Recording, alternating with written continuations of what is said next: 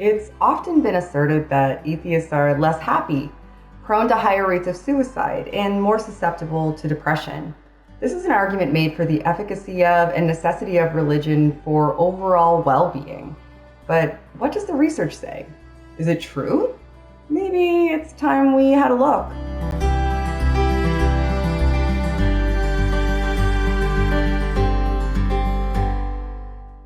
Hi, I'm Shannon Q. It's important to me that we take a close look not only at what it means to be an atheist and what led us to where we are, but also to the issues that face atheists, particularly in light of deconversion. Being an atheist and entering the realm of discourse regarding belief lends to a high degree of exposure, not simply to perceptual misconceptions about atheists, but also front-loaded claims that people assert to be backed by science. One such claim that I feel deserves a more in-depth look is the claim regarding life satisfaction as it pertains to atheists. I've personally been in conversations where it's proposed as backed by research that simply being an atheist lends itself to a degree of lower life satisfaction, a higher propensity towards depression because there was a study that says so. This seems to be gaining some prevalence, and because of this, I felt it merited a more in-depth look. I've included a number of accessible studies in the description box below. I'm going to summarize them here, but I fully encourage you, please read them yourself and delve deeper. This is a topic that merits a higher degree of discernment than simply hearing me speak towards it. I'd like to start by recognizing and acknowledging the fact that it's true. There have been some correlational studies that have indicated that there is some degree of affiliation between self-reports of life dissatisfaction and identifying as an atheist. These are the studies that are pointed to when we're told, aha, see, being an atheist isn't good for you. But let's not be so hasty. You can't assert a cause simply because you see a correlation between two variables. Context is important. So that's where I think we should begin. In order to get a clearer picture of what may be the underlying cause of this finding, I started going through multiple research papers, and I found really interesting and relevant phenomena. The research regarding the issues specific to atheism and mental health outcomes is sparse to non-existent over the past 20 years. How atheists were quantified in research studies varied, and references to atheists were in most cases non-specific. More often than not, atheism was seen as a subset of the catch-all category of non-religious. Certainly, atheists are non-religious, but the ambiguity of the category allows for a degree of uncertainty in the sampling population, because someone who is deistic but non-denominational could just as easily self-identify as a member of this category and is statistically a member of a larger population base. This isn't always the case in the studies I'll be referencing regarding life satisfaction, but it's important later, so bear with me. So to account for this, I looked at several meta-analyses, studies that compile and analyze large data sets based on an accumulation of affiliated research. I found very few, however, one in particular was extensively comprehensive. It accounted for accurate quantification of those who identified as atheists through the course of 100 separate studies across cultures and demographics.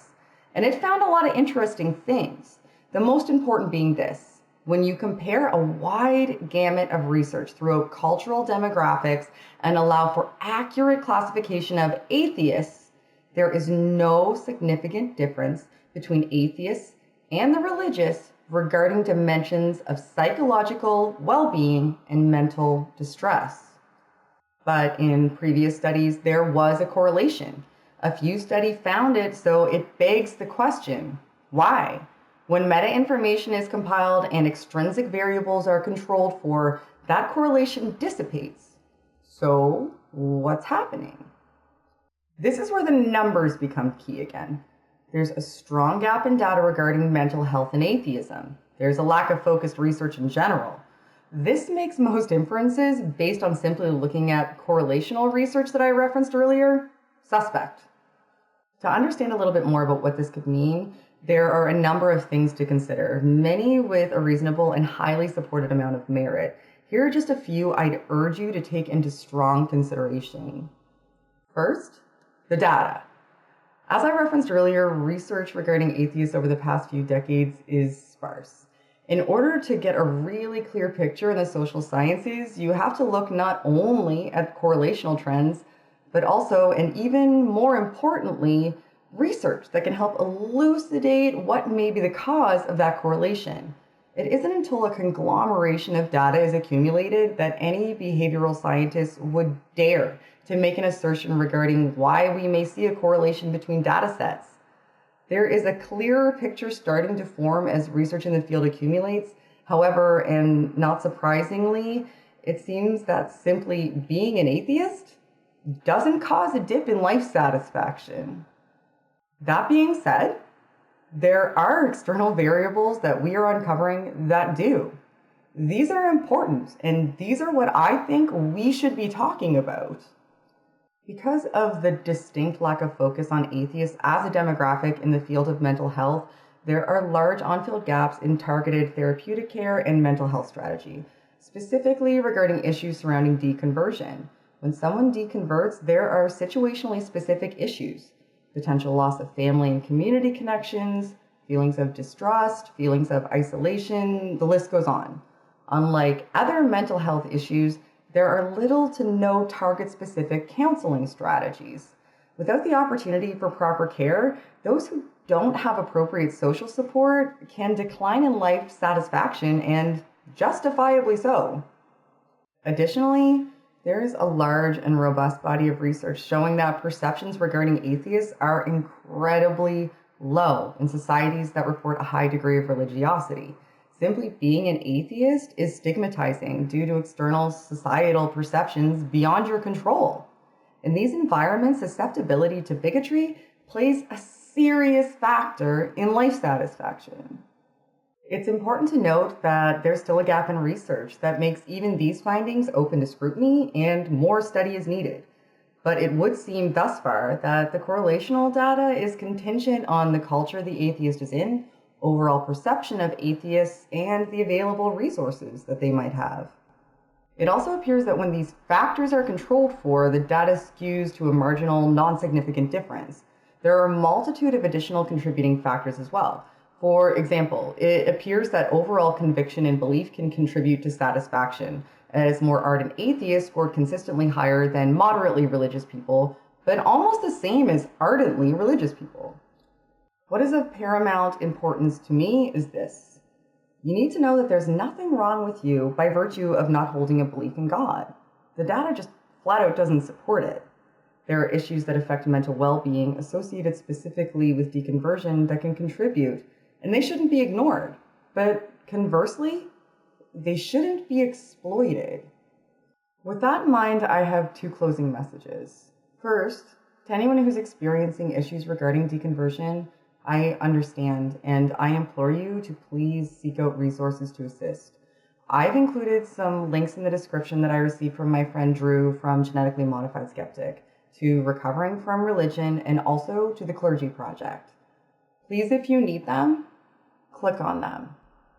Last, and most importantly, theists who utilize this argument to prove there's something wrong with being an atheist as compared to a theist to defend the efficacy of faith, stop.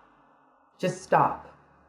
Not simply because your assertion has no merit based on the very research you attempt to hold up to support it, but because you're making a conscious choice to perpetuate stigmatization in order to validate your argument without the slightest thought of what that means to the people who are affected. Asserting that you know the cause of any correlation without presenting understanding or researching the context is disingenuous and flawed. Find another argument. We're just fine, and those of us who aren't have people like you to thank for it. Thank you so much to everybody that watched today, and please let me direct you to the links down below for Recovering from Religion and the Clergy Project. It's okay to ask for help if you need it. I'm also really looking forward to everybody going through the links that I have in the description, reading the research, letting me know what you think. I'm interested to know if you have anything to add to the big picture.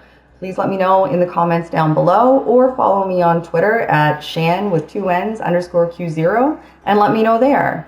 We should all advocate for our own understanding. Don't just leave it up to me. As always, thank you so much to my patrons. There's a link to my Patreon in the description box down below. If you feel like you would like to support the channel, I very much appreciate it. And don't forget to subscribe if you're enjoying the content. And as always, help elevate the discourse.